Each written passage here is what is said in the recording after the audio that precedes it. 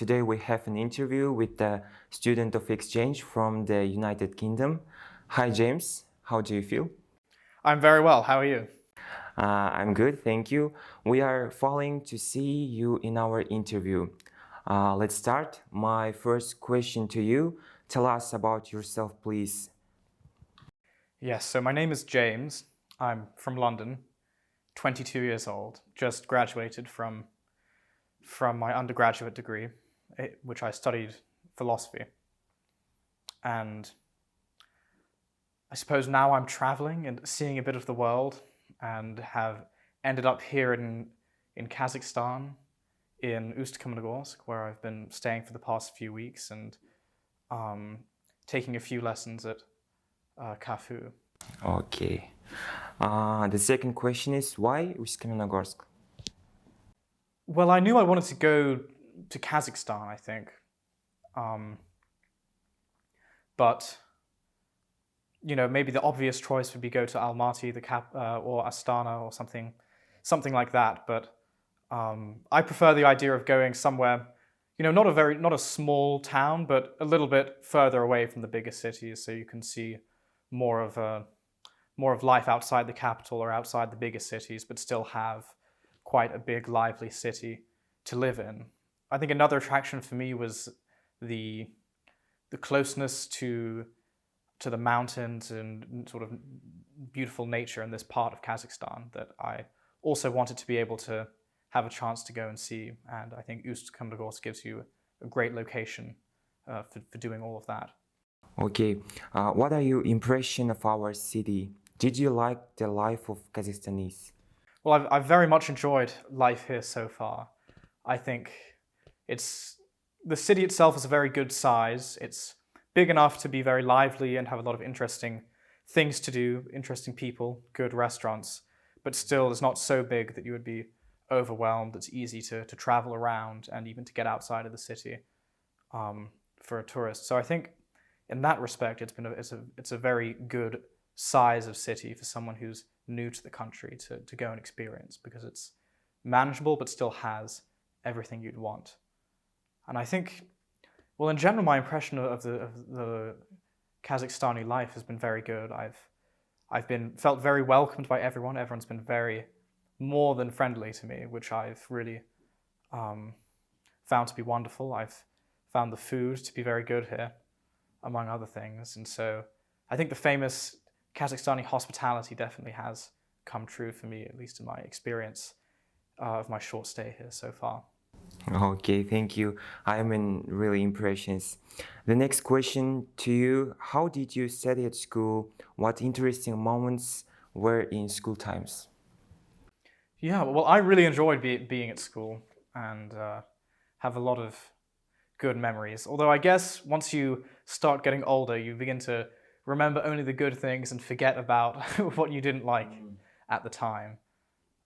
But, well, I started studying Russian there, which is where I picked up most of my Russian, which I've forgotten a lot of now, but I'm trying to get it back, and it's coming back to me.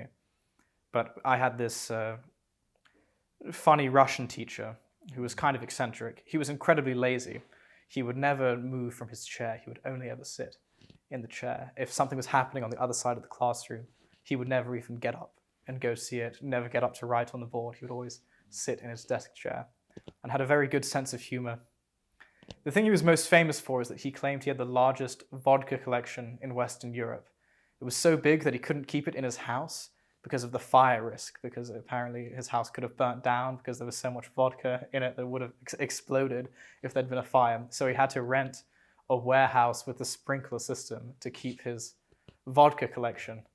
And he used to do a school trip once every year to take the Russian students to see his vodka collection, but then he was actually banned from doing that eventually, since it was thought to be a bad influence on children or something to show them all of this. But so that was in a way my introduction to the Russian language, and he was a funny character, and I have good memories of that. Okay, thank you. It was really interesting. And my next question is, what countries have you been in? Which of them remains a lot of time in your memory? Yeah, so I've spent a lot of time in America, in the United States, I think. That's where most of my family are from, so I visited them there a lot, and probably that's been the greatest impression of another country that I've seen in my life, and I very much enjoyed visiting there, seeing the family, and getting to travel around a very big country with a lot of wonderful cities and great nature as well. In a way, some of the landscape, I'm sure, looks a bit like Kazakhstan with mountains and also great plains and the sort of variety of terrain that you get here. Even driving around eastern Kazakhstan, it seems like you can go into sort of 10 different types of climate and different trees. From one minute you're in the steppe, the next minute you're in a mountainous forest and that sort of thing. So in a way that's similar to what you find in America. The other places I've been, I think the other most interesting country I've been to was Japan, which was really fascinating and very different. The most different country I've ever been to England at least. Even though it has some weird parallels to England, since they're both islands, they both drink a lot of tea, but they do that. They drink tea in a lot of places, so that's not that exclusive. But no, but I did enjoy visiting there too because it was so intensely different to England. Thank you very much for the answers. Now the interview continues with you, my colleague, Vlada. Thank you very much for having me. Hi, James. Hello. My first question will be about your free time. Please tell us, what do you like to do in your free time? Maybe you have hobbies or any hidden talents? Yes.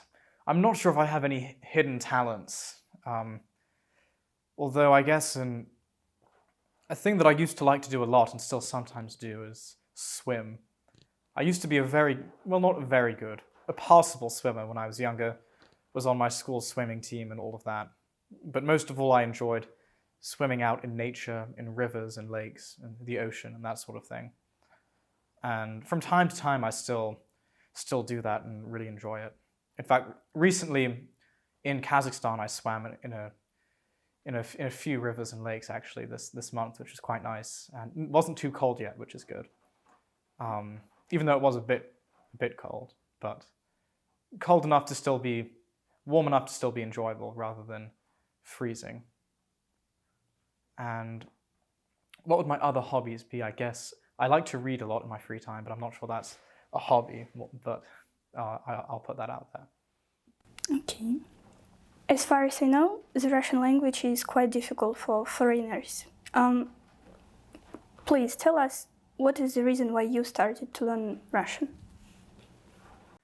Well, I think maybe the reputation is a little bit even more overstated than it deserves. It's not the easiest language for an English speaker to learn, but I do not think it's by any means the hardest, and certainly comparable to other languages that people commonly learn.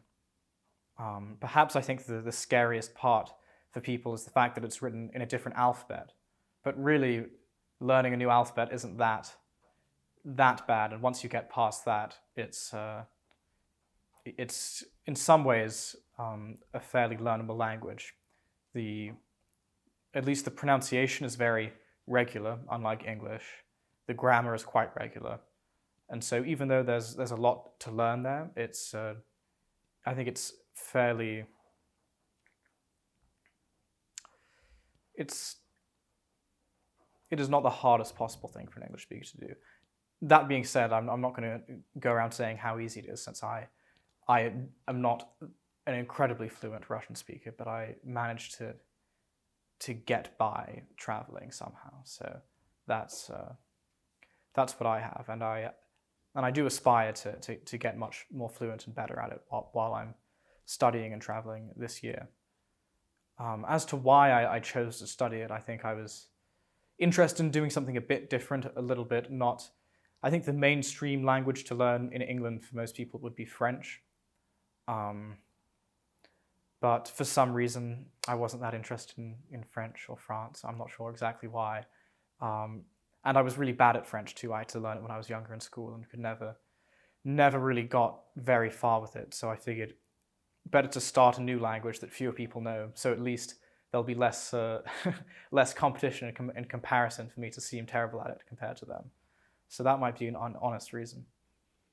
But I've thoroughly enjoyed it, and I don't regret that I decided to study it, even if it's a slightly more unconventional language to study, at least in England. Okay, thank you. I'm sure we'll be succeed. Let's remember your first day in our country and our university. Can you describe your first emotional after visiting KAFU? Yes, well, my first day here was... I arrived in the country a few days before coming here, but was still fairly badly organized. So my first day coming here was very good for me, since I finally got to meet some more people my own age, got to meet some more people who would help me figure out the basics of how to live here, such as, you know, getting my phone number and Caspi and all of these things you need to live, which before I didn't have. So I was just wandering around on the streets trying to figure out where to live and what to do. And so I think my emotion on coming to KAFU was definitely a bit of relief, and finding people who were very, very friendly, very willing to help me and give me advice and help set me up for success in my stay in Kazakhstan. So I was very, very grateful for that. Do you like the atmosphere of our university? Yes, I've enjoyed it a lot so far, and I think I've had some good exposure to it by living in the student housing as well. So I'm surrounded by the KAFU students and some of the teachers a lot in my free time too, and I think the atmosphere has been wonderful, very, very friendly, very welcoming, and very. I'm very glad that I've had these connections and contacts that I've made here to help me get the most out of my stay in Kazakhstan. Okay, thank you. Coming along to another country to learn culture and language is not an easy task. How do you deal with it?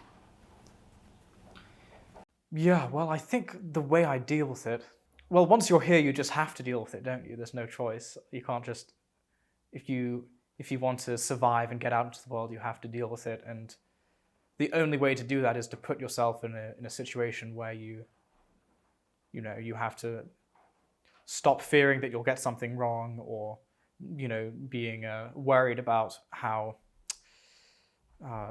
you'll come across, or how you'll speak, and just sort of give it a go and try it, even if you're not going to get it perfect. So I think and once you have that willingness to get outside of your comfort zone, I think it becomes much more comfortable. But the good thing about traveling to a foreign country, to another culture, is that it does force you to do that. You don't really have a choice. You'll either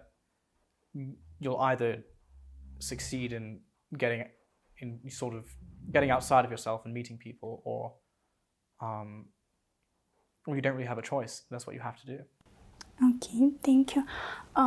James, please give some advice to our students or teachers who also want to travel around the world and learn different cultures, what they need to do to make their dream come true.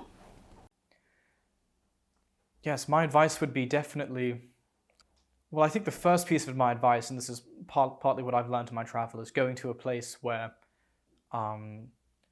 you'll be a bit more on your own and few people will speak your language. I think, at least for English, in a lot of places even, especially sort of in Western Europe, a lot of other people will speak English, and it will already be quite touristy in a way. There'll be many foreign tourists there. So once you travel there, you don't necessarily, unless you really try, get a full exposure to the local culture. Because many people will speak to you in English, etc., and in your own language, and you won't get those chances to get outside of your comfort zone. So I think the best advice is to go somewhere maybe a bit off the beaten track. The biggest cities, the capital, or the big cities in any country might almost be more similar in a way, since we live in some ways a very global world now. But if you go to the smaller places, maybe where you're a little more out of the way, not in the biggest, most glamorous city in the country, then I think you'll find friendlier people because they're less used to having foreigners and travelers. So they'll be more friendly to reach out to you and help you. And I think that's the key, is going to a place where you can make those connections with local people, where you could actually build relationships that are going to, first of all, help you learn another language, help you understand the culture, but also just give you friendships and connections in another country, which is an incredibly valuable thing to have. Okay, thank you for your answers. It was very interesting talking to you. Thank you for interviewing me. We wish you a good day and thank you for coming. Thank you.